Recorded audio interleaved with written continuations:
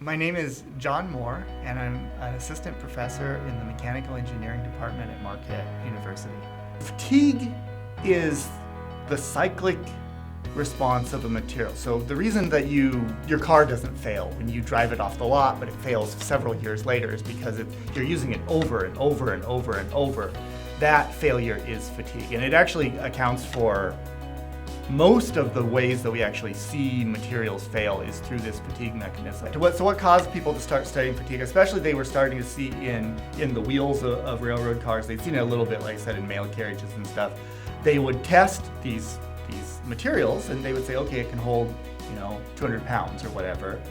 But then there would be a lower load than 200 pounds and it would still fail over time. Some of the biggest developments came from somebody named August Wohler. And he was both a brilliant scientist, but he also worked for a railroad company. So he really started to do the engineering science of fatigue.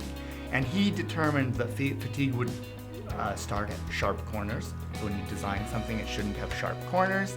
He was one of the first people to really go and test fatigue. And he learned that you could test smaller samples. You didn't have to test a whole railroad car. You could test something smaller in the lab. The Institute of Mechanical Engineers in France was really, really interested in this for a while. And so people thought that fatigue was really coming from the change of what the material looked like kind of on this micro scale under the microscope. They thought that the material started off in these big long fibers. And then over time, after you used it over and over and over, a metal, actually iron, they thought, would turn into this crystal structure. And so finally, one day, the Institute of Mechanical Engineers in France said, well, why don't we just use this new technology, this microscope, and look at it? And one person in the crowd was like, oh yeah, I did that. None of this changing from fibers to crystal is happening.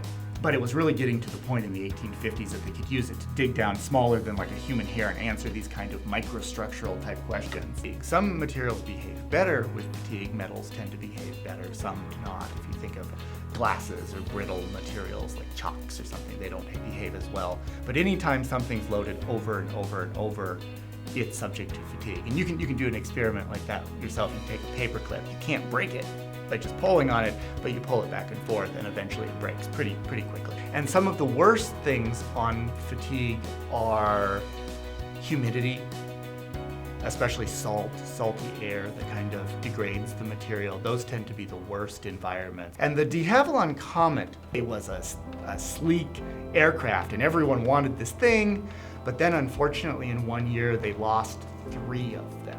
They just essentially disintegrated in flight. They found that it was this pressurization over and over and over. It was cycles that were causing this. It was fatigue problems. And the big culprit was that it more or less had square windows. And they know that any sort of sharp corners really cause fatigue. The other famous fatigue failure was that Aloha Airlines flight in the 1980s. And this one was famous because the top came off of this aircraft. And unfortunately, one person died, but fortunately, everybody else was safe. And this was a situation of the worst factors for fatigue are a lot of cycles, takeoff and landing, pressurization and depressurization, and salty, humid air. So what am I describing? I'm describing Hawaii, where you jump between islands in the humid, salty, tropical kind of air.